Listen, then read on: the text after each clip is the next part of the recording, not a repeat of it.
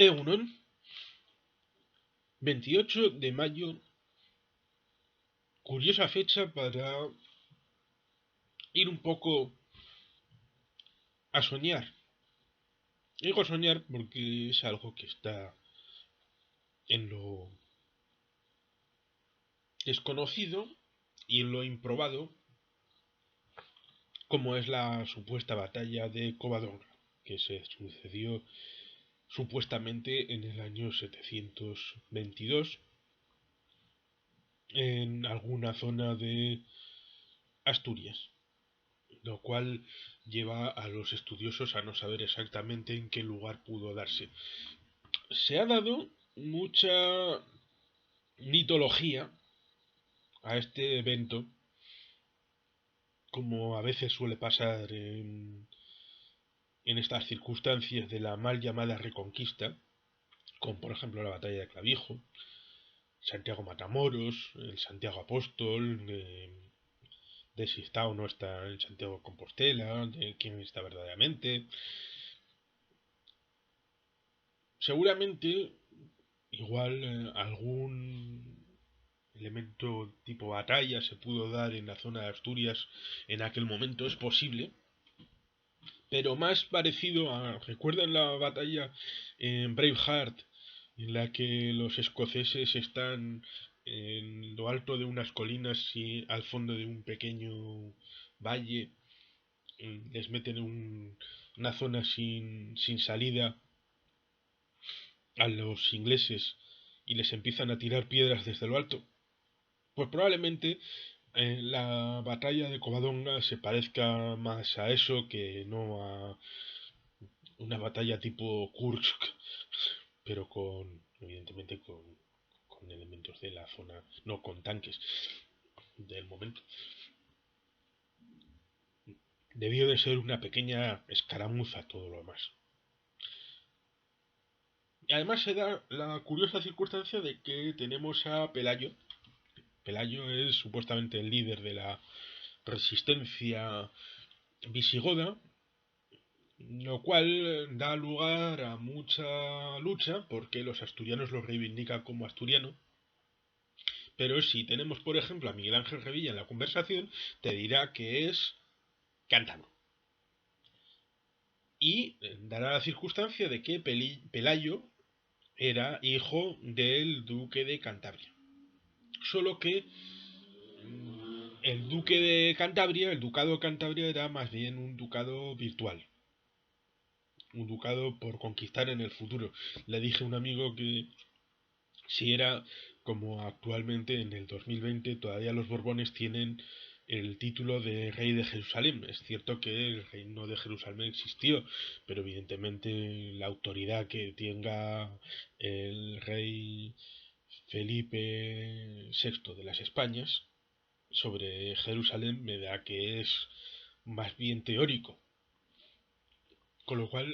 bueno, es distinto. Era un ducado futurible, más bien de la pelea que tenían los visigodos y los francos entre sus reinos, y en medio de todo estaba el ducado de Vasconia, que tenía vertientes en los dos ámbitos de los Pirineos. No olvidemos que el duque Eudón el Grande, bueno, eh, en internet se puede buscar las diversas formas del nombre, fue fundamental para Carlos Martel en la batalla de Poitiers, que también tiene su aquel legendario. Bueno, pero las crónicas dicen que fue fundamental, lo mismo que haciendo una digresión fue fundamental la participación del señor de Vizcaya, que en la plasmación visual de la victoria aparece al nivel de los reyes en la batalla de las Navas de Tolosa del año 1212, pero nos estamos yendo muy lejos. La batalla de Covadonga supuestamente fue poner pie en pared a la conquista de los malvados musulmanes. Habría que considerar algunos elementos previamente. Primero, ¿cómo es posible que desde las arenas del desierto de Arabia pasara con tanta naturalidad y ligereza y rapidez por todas las arenas del desierto del Sáhara, desde lo que hoy es el canal de Suez hasta la fachada atlántica, por los pueblos que antes eran autóctonos y lo que ahora aún queda algún tamazig. Recuerden que hace unos años en la zona mitad norte de Mali hubo una revuelta en la constitución de la República del Azawad que prontamente los franceses vincularon al terrorismo del salafismo del Sahel. Bueno, pues todavía quedan gentes de aquel momento, pero podemos cuestionar la conversión del Islam como algo verdadero o como algo en aquel momento, pues más bien eh, coyuntural de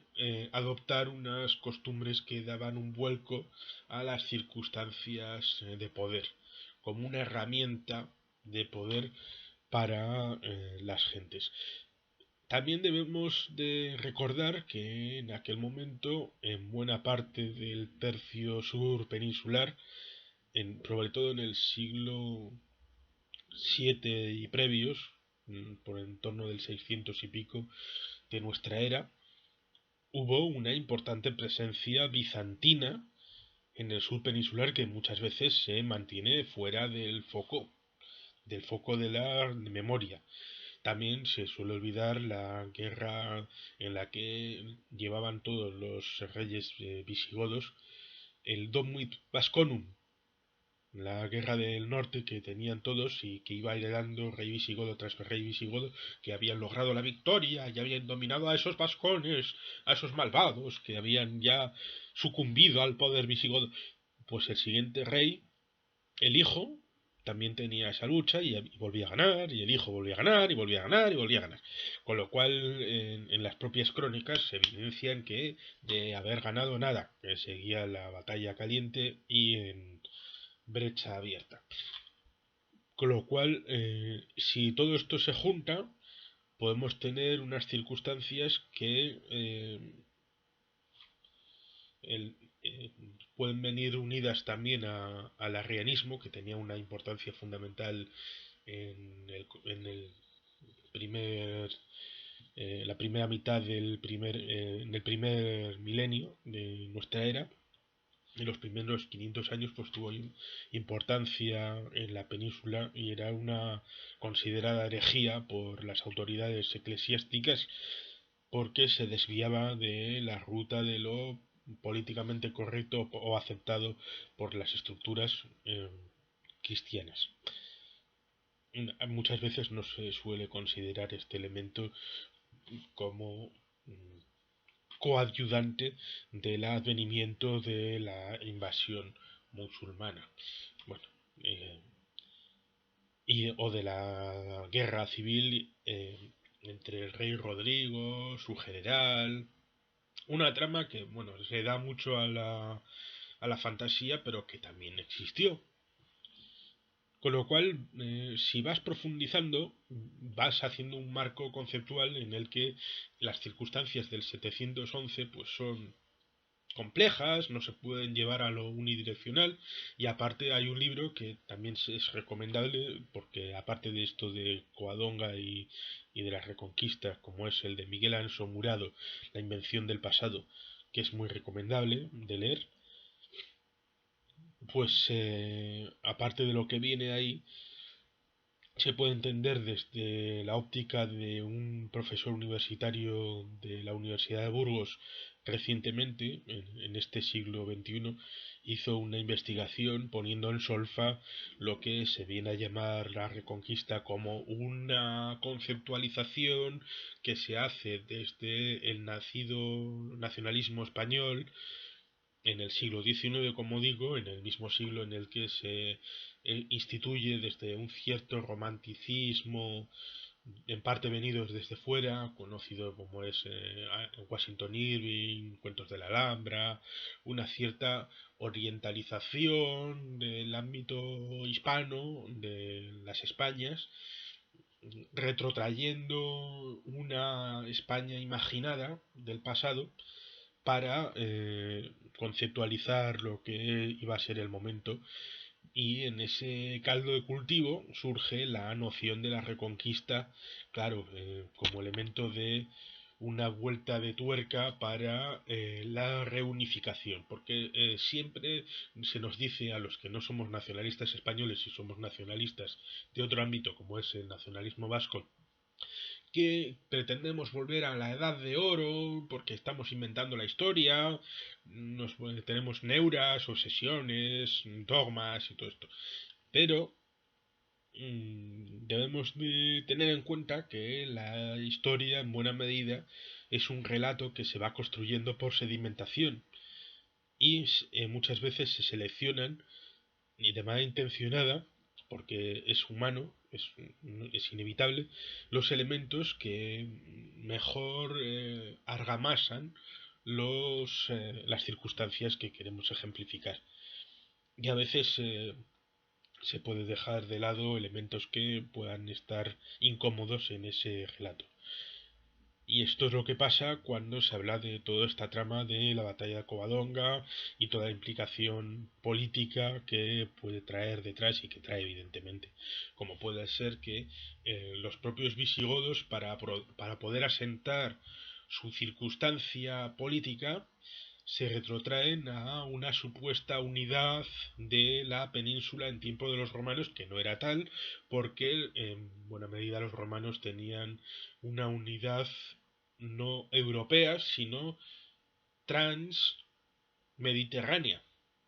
Como se puede ver que cuando se hace la partición del Imperio Romano, no se hace entre la zona europea y la zona africana, no, se hace entre Oriente y Occidente, entre la zona más latinizada, es decir, de lo que es el Adriático hacia Occidente, y la zona más helenizada o de tradición más helena, como era la zona de Grecia y Asia Menor y la zona del Antiguo Egipto. No olvidemos que en Alejandría era donde, en la antigua biblioteca de Alejandría, era donde muchos griegos eh, cultivaron muchas de sus ciencias y, por ejemplo, Ptolomeo, la dinastía tolemaica, es una dinastía de faraones griegos después de la circunstancia de la partición del imperio después de Alejandro Magno. Con lo cual podemos llegar a entender fácilmente que la zona de Hispania y Mauritania compartían un espacio único y no era solamente la zona peninsular, pero la memoria a veces tiene esta circunstancia de que es interesada, y los visigodos tenían un interés de justificar su propia presencia de poder como no una circunstancia de ello, sino como una reconstrucción del pasado. Y luego, cuando se hace la mal llamada reconquista, que en buena medida es imperialismo dando igual el credo, la pátina del credo para algunos fue una justificación, como evidentemente se puede decir de las cruzadas, que la primera cruzada fue de unos nobles que no tenían sitio en Europa y asumieron la lucha religiosa para ir a un lugar en el que podían tener tierras, títulos. Claro, como fue un éxito, entonces luego ya los de primer nivel ya se apuntaron a aquello que pues ya eso tenía, como luego evidentemente pasó con el segundo viaje de Cristóbal Colón. El primero no fueron los primeros espadas, pero como tuvo éxito el primer viaje de Cristóbal Colón, pues a partir del segundo ya fueron gente que sí. Es decir, si tienes éxito, luego se te apuntarán los VIPs, los very important. Bueno, a lo que iba. Cuando llega el final de la mal llamada Reconquista, pues tratan de justificar la unificación la uniformización de los reinos peninsulares en base a una reconstrucción de lo que había antes, que supuestamente era el reino visigodo ocupando supuestamente toda la península. Bueno, pues estos son justificaciones a posteriori, el capitán a posteriori trabajando de nuevo. Pues podemos llegar a decir que hay que investigar, como se ha hecho varias veces. Incluso se investigó en los años 40 un militar del propio franquismo que hizo bandera de todo esto de la historia manipulada, pues se fue a Asturias y dijo que las cifras de miles o decenas de miles de combatientes luchando en un espacio ahí muy cerrado, pues eso no se sostenía ni tenía ni pies ni cabeza. Con lo cual, si personajes como hemos citado, este personaje del franquismo, o las investigaciones del profesor de la Universidad de Burgos, o Miguel Ancho Murado en su libro La invención del pasado, ponen un poco en cuarentena toda esta circunstancia de Covadonga, pues hay que tener cierta paciencia y sobre todo con el uso político partidista se derivan de estos hechos que probablemente fuera simplemente un grupo de gente que no se quería sumir en el mando de otros. Es una circunstancia para la historia, existió o no existió, ha tenido su influencia en la realidad, en nuestra realidad, y a muchos nos han tratado de pasar por la piedra bajo el filtro de la batalla de Covadonga, cuando en realidad pues nosotros como vascones pues no estábamos ni involucrados, ni interesados, ni partícipes en toda esa movida imperialista, porque como se puede decir, luego los taifas en realidad no solamente eran elementos musulmanes que existían por ahí, sino que en buena medida eran tributarios de diferentes reinos cristianos, como por ejemplo Sevilla, y el impago de Sevilla con el reino de Galicia, pues desencadenó lo que luego fue la toma de Sevilla por parte de las naves cristianas, que en buena medida pues fueron naves de la cornisa cantábrica, como se puede ver por ejemplo en el escudo de la ciudad de Santander o de Avilés. Eran fundamentalmente barcos vascos y cántabros los que